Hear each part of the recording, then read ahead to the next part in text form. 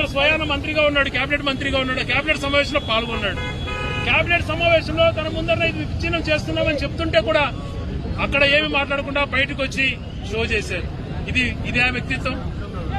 ఆ రోజు జగన్మోహన్ రెడ్డి గారు తండ్రి చనిపోయి నేను బాధలో ఉన్నాను, నాకు తోడుండే వాళ్ళు ఉండండి, లేదా ప్రజల దగ్గరికి వెళ్తాను అంటే లేదు, రాయచూటి ప్రజలంతా జగన్తో ఉండు అని నన్ను కోరినారని చెప్పి నేను స్వచ్ఛందంగా రాజీనామా చేసి వచ్చాను.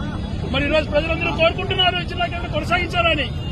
నువ్వు చిత్తశుద్ధి ఉంటే నీకు రాజకీయంగా కానీ రాయచూటి ప్రజలపైన ఏ మాత్రం చిత్తశుద్ధి ఉన్నా నువ్వు మంత్రి పదవికి కాదు ఎమ్మెల్యేకి రాజీనామా చేయి, నేను మాటిస్తున్నా.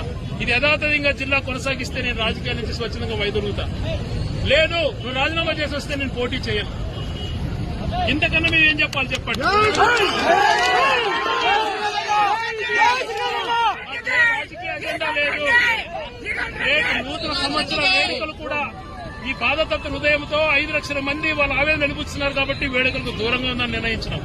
ఈ రోజు మా వాళ్ళంతా ఇంత పెద్ద ఎత్తున వస్తున్నాం, బంద్ పాటిస్తామంటే వద్దు, రేపు జనవరి 1 వ్యాపారస్తులు దెబ్బతింటారు. అటువంటి గుణం ఉన్నటువంటి వాళ్ళు. మాకు రాజకీయ అజెండా లేదు.